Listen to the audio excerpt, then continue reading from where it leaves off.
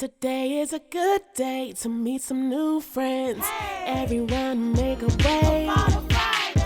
The show is a buffet of folks you should know. So let's have a soiree. Well, that's enough for play. So now right away, with no further delay, it's Follow Friday. It's Follow Friday. It's Follow Friday. It's Follow Friday. I'm Eric Johnson. Welcome to Follow Friday, the podcast about who you should follow online. Every week, I talk to creative people about who they follow and why. This is a guided tour to the best people on the internet, led by your favorite writers, podcasters, comedians, and more. If this is your first episode of the show, take a moment now and please follow or subscribe in your podcast app.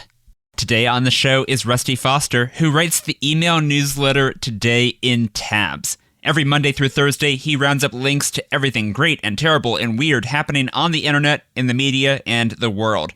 You can find Rusty on Twitter at FKA_tabs.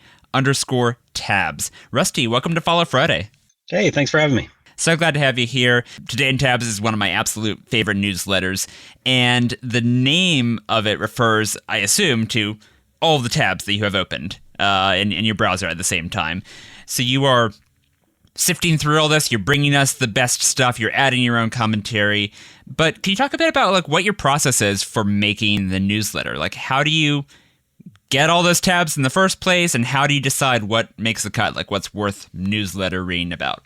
The origin of the name is actually, it's tabs like browser tabs, but in sort of circa 2013 media Twitter, there was a brief heyday where tabs was like a slang term for sort of hate reads, oh, really? Articles that you were like, oh, my tabs. Yeah. That has sort of passed into history, and very, few people remember it. I had no idea. But tabs still works as browser tabs. And it's a little, at the time I kept struggling with the reputation that tabs was sort of like a roundup of hate reads, which is not really. There'll be stuff that I didn't like, but most of it is stuff I did like. So right. Basically what I do is I have a Chrome bookmarks folder called tabs. And when I read something on my phone or on my laptop, I bookmark it.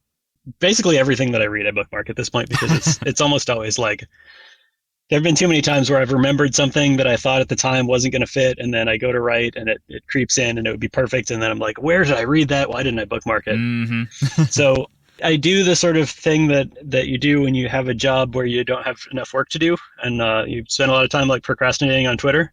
I do that professionally. So I read stuff on Twitter. I keep track of the good tweets, and I kind of keep an eye on what people are talking about in my little corner of Twitter.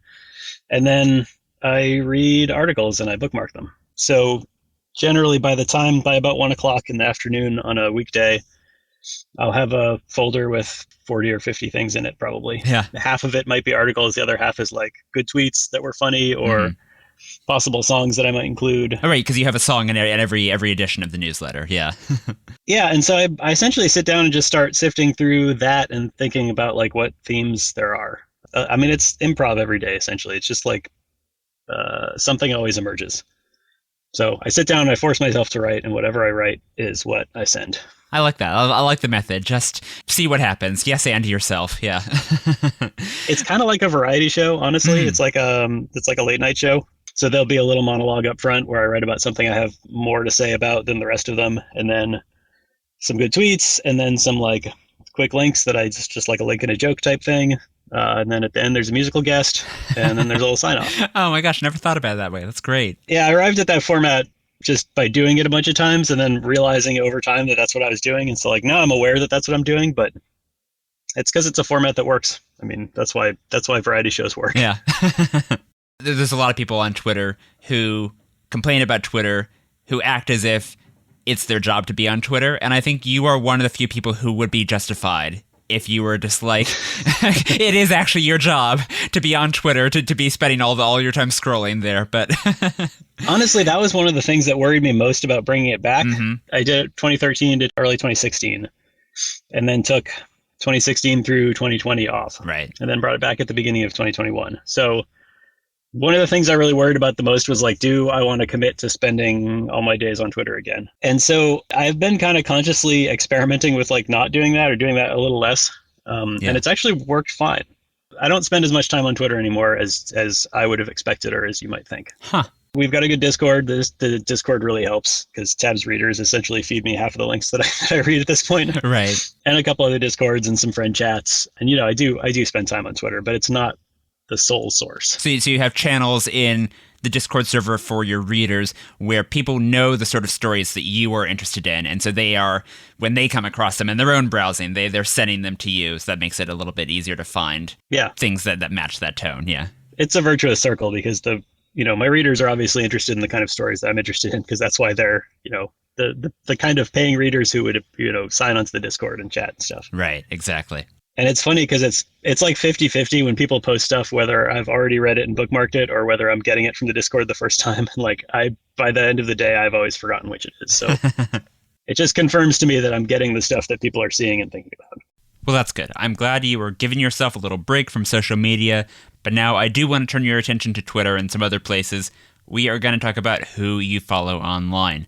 Listeners, you can follow along with us today. Every person Rusty recommends will be linked in the show notes and in the transcript at followfridaypodcast.com/todayintabs. It's Follow Friday. Rusty, before the show, I gave you a list of categories, and I asked you to tell me about some people you follow who fit in those categories. Your first pick is in the category someone who's an expert in a very specific niche you love, and you said Molly White. She's on Twitter at Molly0xFFF. That's MOLLY, the number 0, X, and then 3 Fs, which I think is an old web design joke. Molly is the creator of a website called Web3 is Going Just Great, which you can find at web3isgoinggreat.com, and she was just recently profiled by the Washington Post, which described her as the cryptocurrency world's biggest critic. So could you explain a little bit about what Molly does, why she's great? She's a programmer and a kind of a techie, and I vibe with her in that way. And she, for a while, spent time sort of investigating the alt-right and the kind of right-wing extremists. She's also been involved with Wikipedia for a long time. But recently she started Web3 is Going Great. It's a chronicle of kind of Web3 and NFT and crypto industry disasters. Mm-hmm. She started at the perfect time. It's the perfect concept for this, because I write about this stuff in Tabs a lot, but I skip a lot of it because there's just so many. So many disasters. There's so many. Every day there's 3 crypto disasters. For a while, there was a month where there was crypto in Tabs every single day, and I just kind of had to dial it back because I was like, this is not a crypto newsletter. And at some point, the stories all start to sound the same. Yeah. Where it's there was a new NFT launch, and a bunch of people put in money, and then they disappeared with all the money. Mm-hmm. Classic rug pull. There's a name for it in the industry. There's actually a name for that. It's so common. A cute name where everybody's haha, rugged. You got me. Yeah. So what Molly did was start a project that was really just it's a blog that chronicles this stuff in the sort of just the briefest, shortest way that you can. It's a really well designed. It's a really well put together project. I appreciate good web design. And as far as I know, she's writing this all by hand. Basically, it's just HTML. Yeah. So how did you start following her? Do you remember what your introduction to either her or to Web3 is Going Great, where you first heard about her? Yes, it was Crypto Island, the Crypto Island project, which is where a lot of people, I think she started Web3 is Going Great before that, but I'm not positive. But that is where sort of everybody heard about it. Okay, yeah, you got to explain it. I've seen so many crypto scams kind of pass across my feed. I have forgotten what was the deal with Crypto Island. Was this people trying to start? It was a good one. It was a standout. Okay. Really. It was one that if you look into one crypto scam, it was a good one. It wasn't even necessarily a scam. Honestly, it was just a sort of misbegotten idea. The concept was you could buy NFTs, and the NFTs represented land on an actual island. Sure. They were going to build out this island. It was going to be a resort island for crypto dudes. They raised a bunch of money, and they spent it all on an animated video, which they released with great excitement. And the video was absolutely bonkers. It was the most ridiculous thing I think that crypto has produced almost so far. Oh my gosh. To the moon! To the room! To the room! not the moon. Entering the Blockchain Hills. Hey, what's that? The Vladimir Club, Cryptolanders members-only club. We are preparing everything for tonight. We are throwing the most epic crypto party ever. I wonder who your plus one is going to be.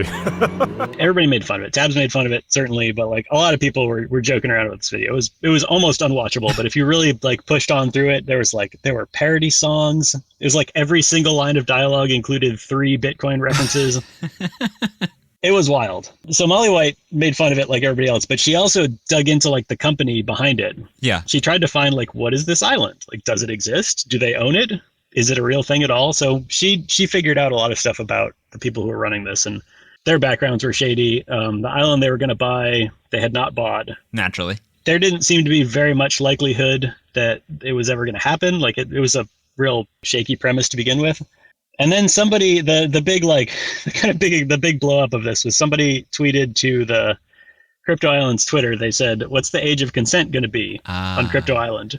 Oh no! And the reply, yeah, because this is like libertarian kryptonite, right? If you want to blow up a libertarian project, you just ask them about age of consent, and it immediately collapses. Their reply was something really shady, like "grown up in their mind is good enough for us," winky face or something. Yikes. It was really skeezy. That was not Molly White, but she, I think, found that little exchange and kind of publicized it. Wow. And that was what kind of rocketed her to be like crypto enemy number one. So I'm going to want to read something from this Washington Post article about her. It really lays out in stark terms the fact that there's all these crypto projects that, as you mentioned, the rug gets pulled, or they otherwise wind up being some sort of degree of shady. And what I liked about this article is it makes it clear that it's not just like a bunch of rich nerds getting scammed. Molly says in the article, quote, "People are putting in money that they can't afford to lose. They thought this might be their ticket out of poverty, or they can finally stop working that minimum wage job, and then all their savings are gone." Yeah, what Molly's really done is chronicled the era of kind of crypto the Ponzi scheme, like crypto the pyramid scheme. Whereas before that, crypto is more associated with different crimes. It's always crimes, but crypto is more associated with different crimes like ransomware. Sure. That was kind of the era before the Molly White Web3 is going great era was the ransomware era for crypto. Hackers would take over some computer and say, "We won't unlock this unless you send us all these Bitcoin," or whatever it is. Yeah. It was a service industry at that point. Like there were groups that ran ransomware as a service, just web services, and you could sign up and make an account and like pick your target and give them access to the target, and then they would do all the work, and you would split the Bitcoins. Yeah. NFTs started getting popular. That kind of became the current era of Web3, where it was like, oh, it's a casino where everybody's going to get rich. Mm-hmm. As long as more people keep buying in, then everybody who's already bought in is going to get more rich. Yep. And there's a well understood financial industry name for that structure. Yep. It's a pyramid scheme. I've really, in good faith, I have tried to give Web3 and crypto the benefit of the doubt multiple times, because there's aspects of it where it's like, oh, okay, the idea that an artist might get paid every time their work is sold, right? There's some interesting ideas around there, but I'm, as you can hear from how I'm describing it, I am very deeply skeptical / cynical about the state of it now. Do you think there's a version of Web3 that's worth saving, or some aspect of this that some positive thing that we should take out of this? No. No. I mean, no, I've been interested in crypto since like 2011 or 2012. Yeah. I've read the Bitcoin white paper and stuff. Like I've made an effort to, like, I understand how the technology works to at least some degree. Yeah. And I keep waiting. I mean, it's been years. It's been a decade. And I keep waiting for someone to come up with a use that's like, oh, this is a good use that you need crypto for and couldn't be done without crypto and isn't crime. Right. And like, there hasn't been one. Still waiting. So at one point, like, why keep waiting? Yeah. Crypto is really good at demonstrating a lot of energy and desire for things to exist. Mm. People get involved because for like a variety of reasons, and reasons that make sense. Like they're interested in community, or they think that artists should make money. These are all great, but crypto hasn't actually solved any of these problems. Right. And the solutions, like to the extent that crypto is used in solutions, it's never necessary. Like it would always be easier to do it with just a database. Mm-hmm. That's what keeps happening. So at this point, I've pretty much given up. Like I'll be surprised if anybody comes up with a reason to use it that isn't fundamentally just crime. Yeah. Well, in the meantime, we can all follow Molly White, the creator of Web3 is Going Just Great. Once again, the name of the website is web3isgoinggreat.com. It's Follow Friday. Rusty, let's move on to your next follow. I asked you for someone super talented who is still under the radar, and you said Petey, who is on TikTok at PeteyUSA and on Instagram at Petey_USA. And Petey is spelled Petey. Petey is a musician originally from the Midwest, now living in Los Angeles. He released his first full-length album last year called Lean Into Life. But first, you specifically called out his TikTok. So can you talk about what he does there that you love? Yeah, I mean, I came to him via music actually Really? first. Yeah, somebody posted one of his songs, "Don't Tell the Boys," in the Tabs Discord in our music channel. And I loved it. I listened to it once, and I loved it. It really stuck in my head, and I listened to it a bunch more times, and I put it in the newsletter. And a lot of people wrote about that one, actually, that one was like a song they listened to repeatedly after that. It's a great song. It's a great album. The whole album's amazing. Yeah. Via that, somebody tipped me off that he was on TikTok. So I didn't know he was on TikTok. And I found him on TikTok. And honestly, like, I don't really use TikTok particularly. Like, TikTok's the thing I do when I have like an hour on a Saturday morning where I just don't have anything else to do. Like, I'll look at TikTok, and it's never a good idea, honestly. But so Petey's like basically the only person that I follow on TikTok. So when they email me every time he posts a new TikTok, and I go and look at it. And that's kind of how I use TikTok, which is like the most Gen Xer description of how I use TikTok. TikTok is like, should we turn off this emo notification feature? No, we have one user left. His name is Rusty. They're like, no, this is the only way we get him in. It's even a TikTok genre that I generally hate. It's the little like sort of one person talking to themselves skit, which like a lot of people do on TikTok. And the fact that PD does them so well makes it clear that a lot of people do them really badly on TikTok. So he just does these little skits where he's like a goofy dude, and he's kind of like a recognizable like type of guy. He's got like a sort of a Jesus beard and kind of long hair, and he's like kind of stoner vibe. And he'll play 3 or 4 or 5 different versions of himself in different shirts and just do a really goofy little skit about like whatever. What gets me is the writing is so good. Like, his writing is amazing. Yeah. The delivery is great, and the writing is great, and the editing is great. I think he has a housemate or somebody who helps him with the editing and the filming. They're just goofy and funny and clever. And that's, I feel like, the best you can hope for from TikTok. Yeah. And I enjoy them. The delivery is kind of like this, I don't know if droll is the right word, but it's rapid fire, deadpan, absurdist. Yeah. I'm struggling to come up with the right words to pin down his delivery, but it does feel different from most of your like sketch comedians who run into on TikTok. Yeah. The timing is very good, which Yeah. is hard to get right. And a lot of the sort of one-person sketches on TikTok don't get it right. Mm-hmm. And he'll always do stuff like every time he swears, there'll be a bleep, but the bleep is always mistimed, so the swear is perfectly audible, and then the bleep happens like slightly afterwards. And that's just every time, and like it's just a joke that happens every single time on his channel. It's funny. And there's like, there's one where they're looking at a chandelier, and he kept going, "There's a bear in the chandelier." The bear looks scared in the chandelier. It's like, it's impossible to describe. What's going on? Bear chandelier. Oh dear. No, it's a bear chandelier. Holy shit, bear chandelier? Scared bears. Terrified bears, my god, look at those scared bears. How'd they get there? Where? The bears and the chandelier. Oh, these are fake bears. Oh yeah, those bears are whittled from wood. Wow. Whittled from wood. Oh my god, haunted AF. Wood is historically one of the most ancient things on this planet. Yeah, a lot of time to get possessed by some sort of demonic ghost. There's one that I watched where he's trying to work out all of his psychological issues by throwing things with pinpoint accuracy. He's just throwing stuff at the roof and bouncing it into a box and just hoping it'll fix him. It's absurd, and it's deeply engrossing, though. I can see why he's your one TikTok follow. Yeah. I hope somebody writes like an essay about PD's TikToks at some point, because you really could dig into them and talk about like, what is this actually about? And there is more than it seems like there is there. Like that one is about like, what if you have one incredible talent, but it's fundamentally useless? Like, how do you deal with that? Can that fix your life? Like, no, that can't fix your life. The movie about the guy who walked across the Twin Towers on the high wire. Yeah. I feel like that TikTok that you just said is an extremely short version of that whole movie. Yep. Like, what if you have one sort of useless, amazing talent and you can't make it put your life together in any way that makes sense? Exactly. He winds up having this crisis where it's like, I have no marketable skills, but I can do this. Yeah. All right, well, before we go to the break, let's hear a bit of one of Petey's songs. This is the song that you were talking about earlier. It's called Don't Tell the Boys. Come on now.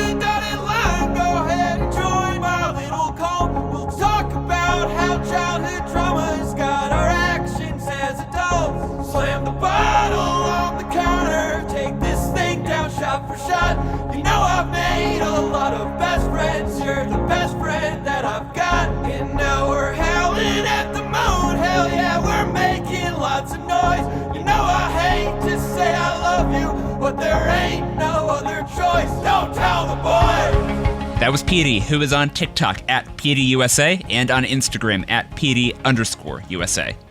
We are going to take a quick break now, but we'll be back in a minute with Rusty Foster, the writer of the email newsletter Today in Tabs.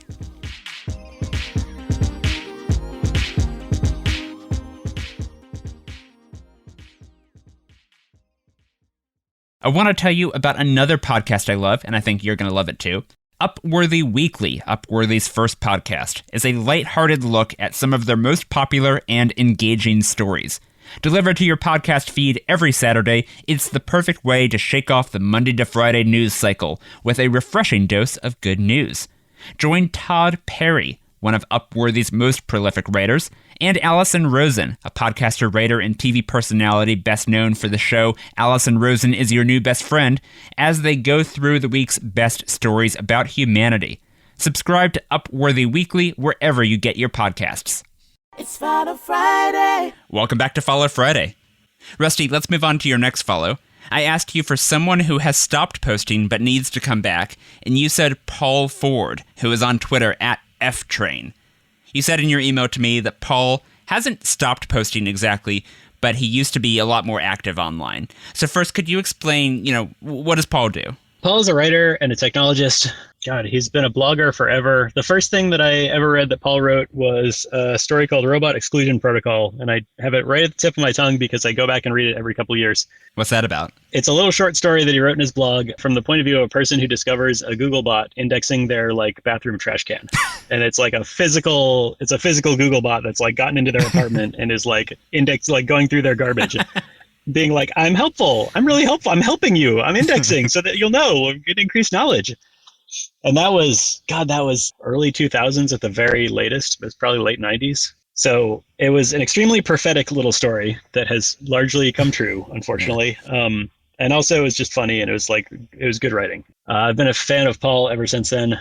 He's blogged at FTrain for, 2 decades plus, probably 25 years at this point. FTrain is the name of his blog? Yeah. I'm not sure how often he actually still posts there anymore, but probably some. He does a column for Wired. He wrote a few years ago, an entire issue of Business Week magazine it's called What is Code? Oh, I saw that. Yeah, I didn't realize that was him. They asked him to explain what is code, and it was going to be just a story, and it just kept getting longer and longer and longer, and eventually they gave him an entire print issue, and that was the whole thing. Oh, wow. And it was great. It's an amazing read. It's well worth reading. And he's another one who's just such a good writer. He's such a good writer. You can read it'll take you a little while, but you can read an entire issue of Business Week and be like, oh, that was really worth it. More recently, he has been running a digital consultancy called Postlight. Yes. She co-founded with another guy. And also something called Aboard. I think maybe a spin-off product of Postlight based on what I saw. Yeah. Yeah, that's sort of what he's doing just now. So that kind of spun off of Postlight. Him and his co-founder stepped down as the co-CEOs of Postlight maybe a year ago.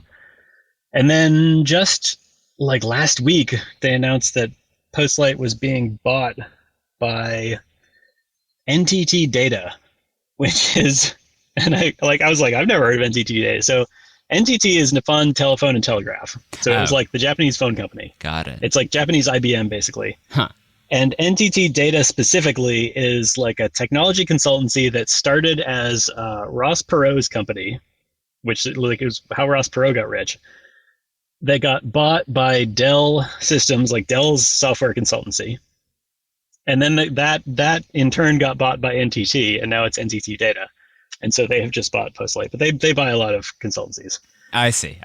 And I have not had a chance to talk to Paul and get the backstory on any of that, and I wouldn't probably be allowed to share it here anyway, but I am curious. It's a real big fish and a real little fish. I know, right? Situation. Yeah. So what are the sorts of things that you said that he's not posting as much or he's not showing up as much on social media as he used to? What are the sort of things he used to post that you miss seeing from him? Oh, Paul used to just be on Twitter a lot. Kind of back when it was more fun to be on Twitter, honestly. Yeah. And this is I'm glad for him that he's posting less, because I think it's you always know somebody's getting depressed when they show up on Twitter a lot more suddenly, and I want him to be happy in his life and in his choices. He was just really great at sort of making goofy jokes and like riffing, and he's like an amazing wordsmith and punner. And a person who can write a good pun is a rare thing. There's like a lot of people think they can write a good pun, but very few people actually can write a good pun. And Paul is one of the ones who always can. Like, you could sort of always tell when he was wrapping up a column for Wired, because he would show up on Twitter for an hour and just like kind of blow off the extra words that were churning around in his head.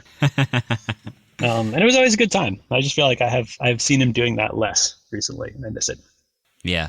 I got booked on a radio show here in Maine once, right when the What Is Code issue came out, when the Bloomberg issue came out. So a local Maine public radio station show booked me and a couple other people to come in and talk about like what is code, like talk about how does computer programming work. And I mentioned it on Twitter, and Paul immediately like called the station and got himself booked remotely on the same show. Oh my gosh. So he horned in on my radio appearance. So I didn't tell him that we were recording this, because I know he would be showing up right now going like, "Hey guys, hey, it's Paul. I heard you're doing a podcast about me." And now, if Paul, if you could please unmute yourself. No. So it sounds like you two know each other in real life. You're friendly in real life? Yeah, I haven't seen him in a while, because he lives in New York, and I haven't been down there for a number of years. Yeah. But there were a few years where I was going to New York like every month, basically. That's good. Yeah. And I saw him a bunch of times, and yeah, he's a good person. Yeah. I want to go back to the thing that you were saying earlier about, people who you kind of get worried for them when they're spending too much time on Twitter. And you said something similar in your email. You said, not posting is a fundamentally healthy choice. Do you think that's true, like, all across the internet, across social media? Or is that like a Twitter-specific ailment here? No, I mean, I think that's true. That's true for everybody to some extent. It's true when people start feeling obligated to post. They're posting because they feel like, oh, this is the thing that I do. It's kind of like, I mean, on Twitter specifically, you reach a point where like you start having thoughts that are actually just tweets. Yeah. And that's kind of when it's like it's too much. It's gone too far. When you have thoughts in the form of tweets. Yeah. I don't know. I think online for a lot of people is a little bit of a replacement for actual kind of in-person life. Mm-hmm. I don't know. I've been online a long time, and I've noticed that when people start posting a lot, they're not having a good time for the most part. I just before we started taping, I retweeted a thing that the investor Ashley Mayer said on Twitter, which is, "My working theory is that the worst tweets happen not when someone has something to say and they just have to get it out, but rather when they feel like they have to tweet and then they find something to say." Yes. Yeah. And it's the same. I mean, that's when people start getting miserable on Facebook or on Instagram or whatever. Exactly. That feeling of obligation. I don't know. It feels like you can't. I've said this before in other venues, but like, delete your accounts. Every once in a while, just delete your accounts. Yeah. The one that you feel is like most delete it, clear it out, shed it like a carapace, like an old skin. You can always make a new one if you need to. Exactly. Start from scratch. And the more times you do that, the more you realize you can always do it. And like, the people who you really love are going to be there when you come back. And the people that are just irritating you can just kind of go. You can just let them go. Exactly. I love that. Well, that was Paul Ford, who is on Twitter at FTrain. It's Follow Friday. We have time for one more follow today.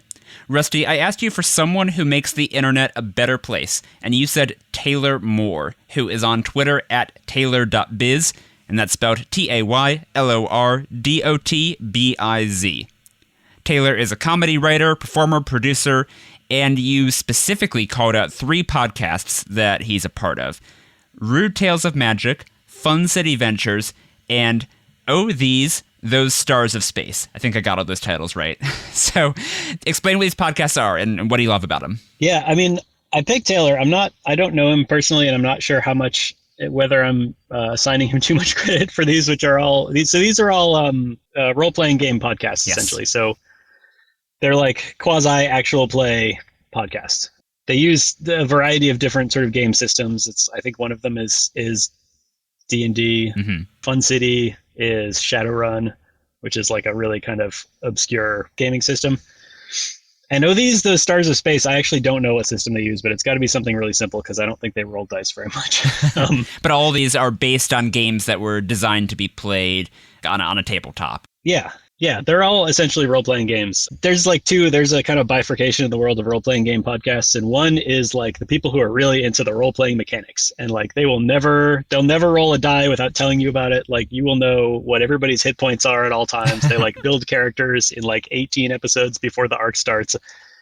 So God bless them. The people who are really into like D&D and gaming and stuff, they love those. Mhm. I've tried some of them, and the episodes are like 3 hours long, and I don't have time to deal with that. This is the sort of the other branch of gaming podcasts, which is it's more about the narrative. It's more about improv.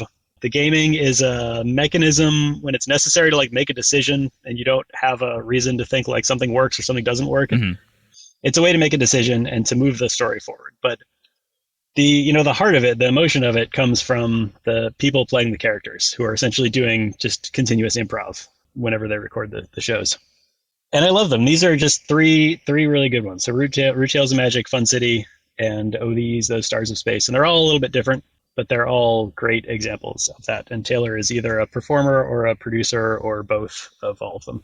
So what's an example of something that Taylor, as a contributor to these shows, what's an example of something that he might do that elevates? Because there's so many role-playing podcasts, right? It's a very big genre. Could you talk about what Taylor brings to the mix here? Yeah, so like on Rude Tales, the actual DM, the person running the game on that, is Branson Reese, and Taylor's role is like sort of all the NPCs basically. So all the there's 3 players who each have one consistent character, and Taylor's everyone else. And Taylor's everyone else.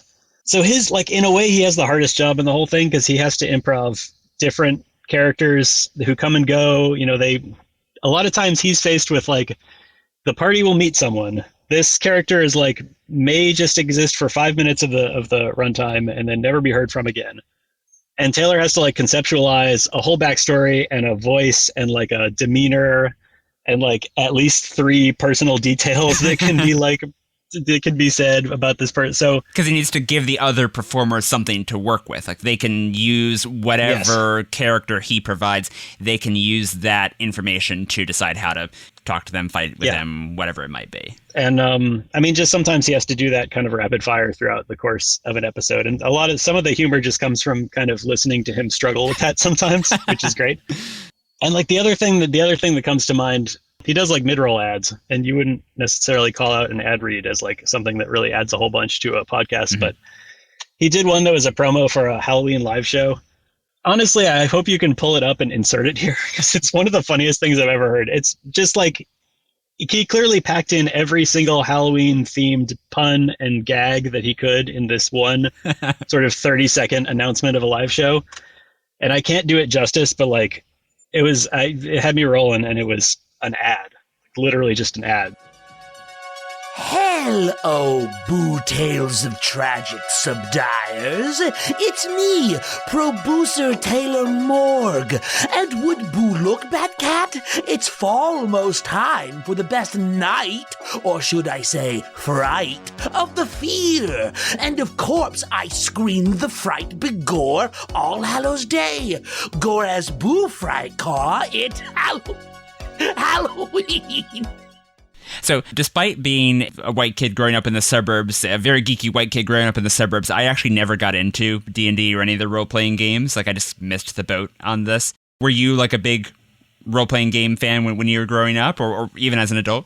I did. I had one friend who we'd play D&D together. And if you know anything about Dungeons and Dragons, you can't really play it with 2 people. We made it work. We made up a lot of our own rules. It was totally unfair. Like, we would just rampage through the sort of pre-written levels and like slaughter everything and collect all of their goods and stuff. And by the end, our characters were both literally gods. We had ascended to godhood by the end of like the time that I was playing with him. But it wasn't proper D&D. It wasn't like, if you watch Stranger Things, like the group gathers around and they have their little characters, which I am not convinced very many people ever had, because the little figures are really not necessary to play the game. Right. So it wasn't like that. I wasn't into it to that extent, but I definitely had like kind of a grounding in how does it work? And it is really just sort of improv. It's an excuse to do improv with your pals. I started listening to the McElroy's D&D podcast, Adventure Zone. And a couple of years ago, my family took a 3-week road trip. So we drove from Maine to Wyoming and back. And over the course of that trip, we listened to basically the entire first arc of the Adventure Zone, like Balance, which was like 4 seasons. It was like my gosh. 68 episodes or something.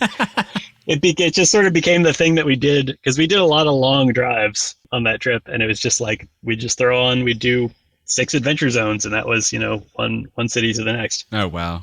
So we churned through it that way, and then I kind of went looking for other, I sampled a bunch of other ones. And the ones that Taylor's involved with are always the ones that kind of grab me. Yeah. So you said that Taylor makes the internet a better place. What can the rest of us do to learn from his example? What can we do to make the internet a better place in a similar way to what he does?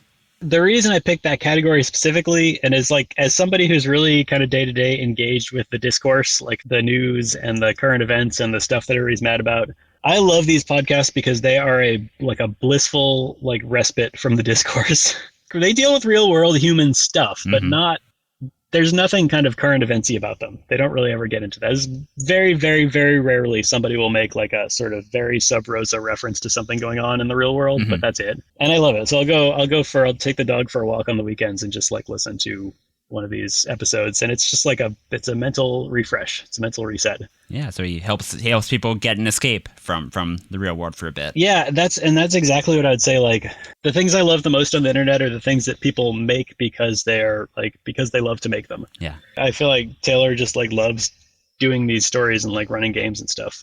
It's infectious in a good way. I love that. Well, that was Taylor Moore, who is on Twitter at Taylor.biz. As a reminder to everyone listening, our supporters on Patreon have access to a 5th bonus follow from Rusty. To unlock that, just go to patreon.com/followfriday. Rusty, before we go, let's make sure listeners know how to find you online. Where do you want them to follow you?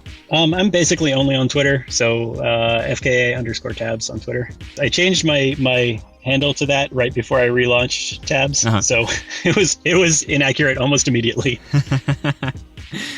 And Today in Tabs is at todayintabs.com, right? Yes. I think if you don't put a www in front of it, it won't work.